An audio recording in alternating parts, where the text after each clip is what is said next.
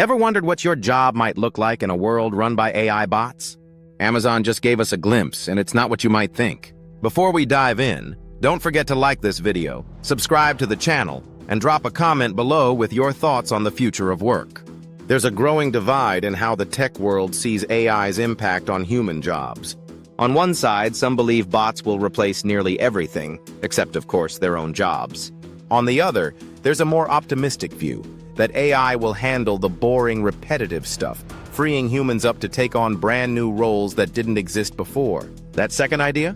It's backed by real data.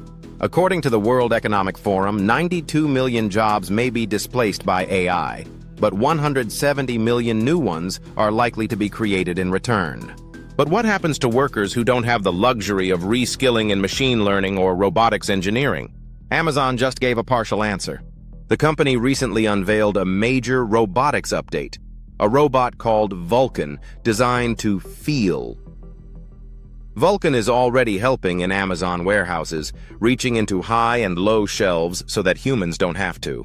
It's meant to make work safer and more ergonomic.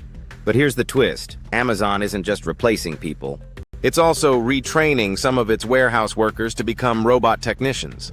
Vulcan and other bots already assist in fulfilling 75% of customer orders, and they've opened the door to entirely new job categories: robotic floor monitors, on-site reliability engineers, and more. Still, not everyone will want or be able to transition into those roles.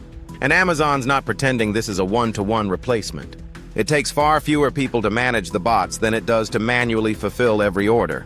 But the fact that Amazon is even talking about retraining at all, that's significant. It gives us a glimpse of what human work might become in an AI-driven world. Maybe instead of grocery clerks, we'll have automation monitors. Instead of fast food cooks, we'll oversee cookbots. Managing bots could soon be as normal as knowing how to use a computer.